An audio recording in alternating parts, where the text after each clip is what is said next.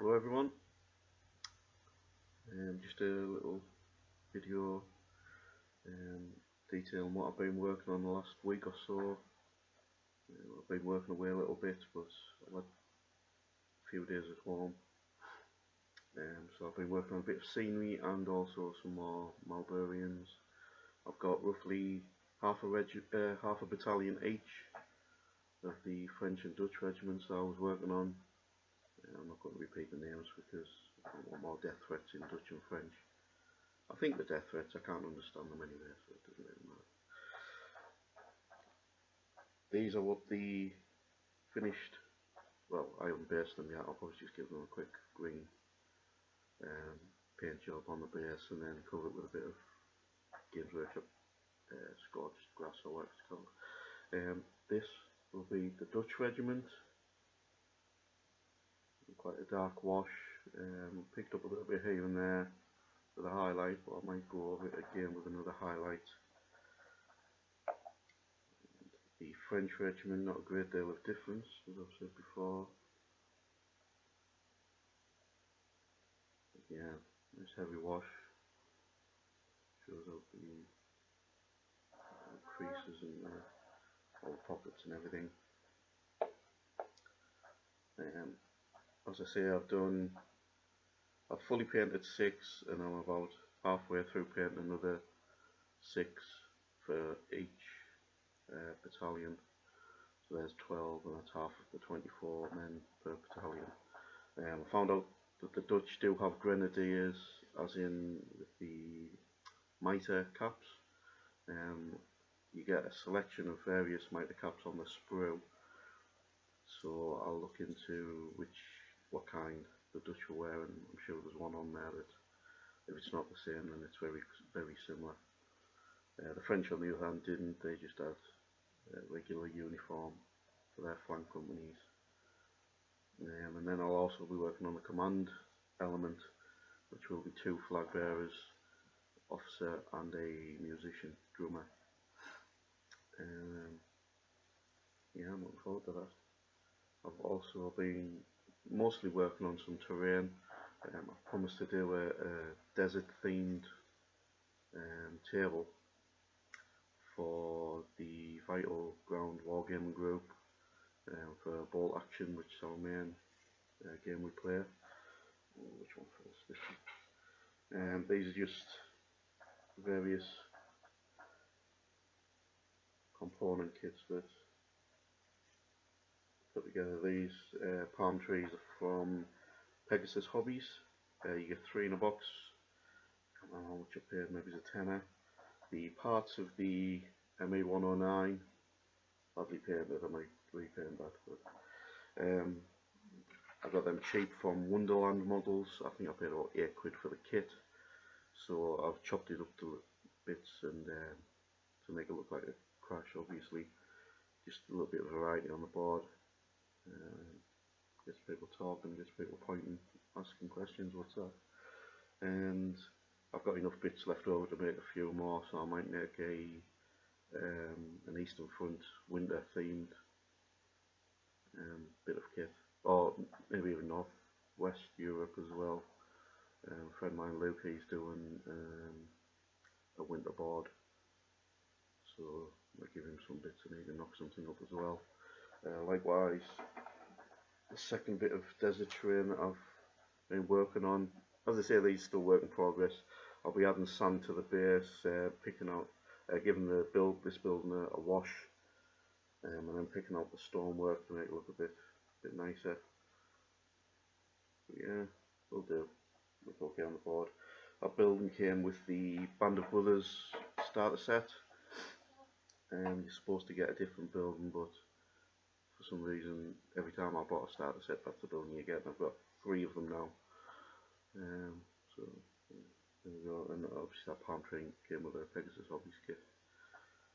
And I've also been working on a church, which I actually bought sometime last year from a company called Amira, I believe it is.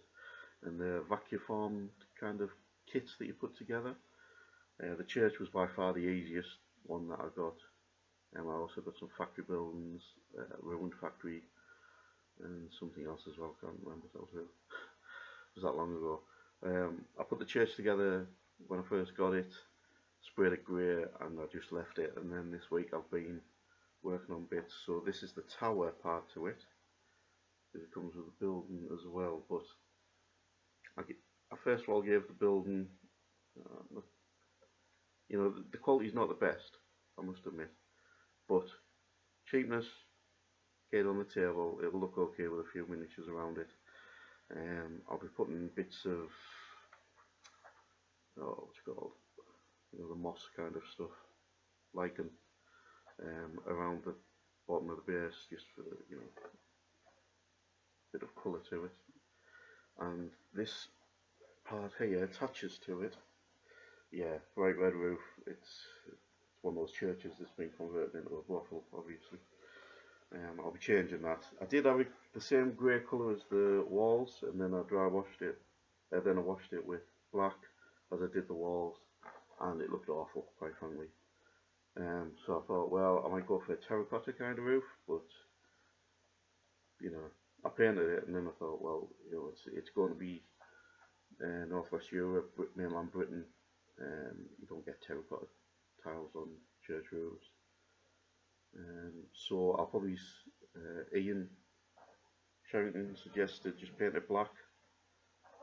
So I'll paint it black, and I'll give it a very light dry brush with a grey to make it hopefully look like a black slate roof.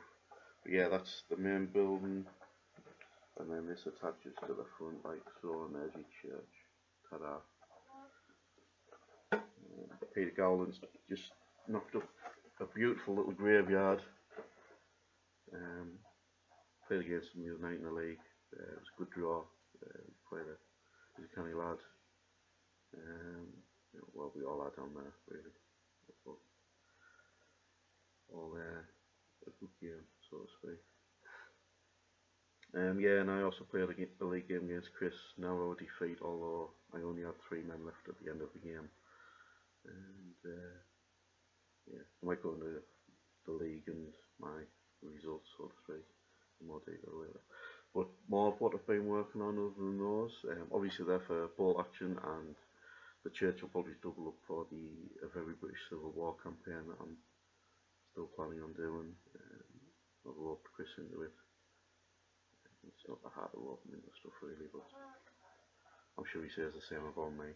And we're also doing 1/72 scale tank battles, tank wars for bolt action. It's just 20mm. It works out a hell of a lot cheaper, kind of, or a hell of a lot bigger, and we're going for the bigger option where you get, like, instead of just 1 tank, you can have 3 tanks, or even like a whole troop of Shermans, 5 Sherman, and play it that way. We haven't done it yet. I've got a lot of models painted and in the wings, so to speak. And I've also been doing some terrain for it, some buildings, things like, maybe not hedges, but a lot of the terrain we've got, as in trees and rivers and roads, can double up for this scale as well. So we could probably knock up a table again using the buildings I've got. And here's one of the buildings. It's one of the Airfix resin buildings.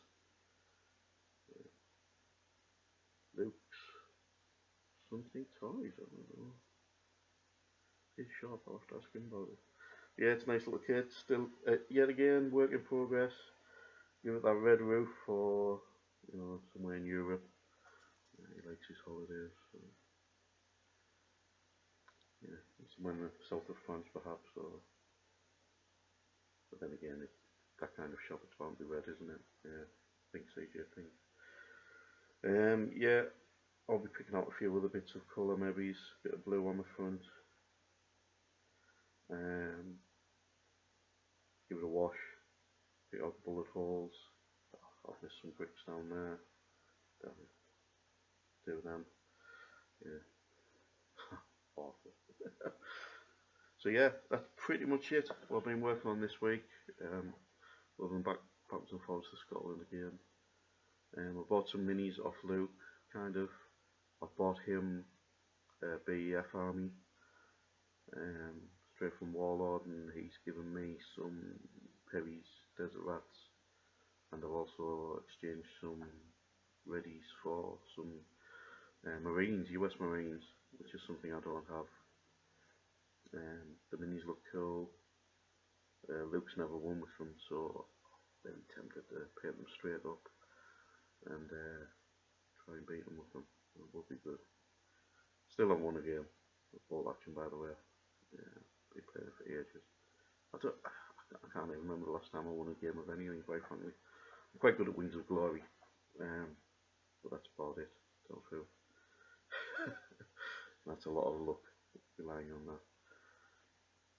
Right, that's the lot for now. Oh, yeah, quick note, I've gone and lost my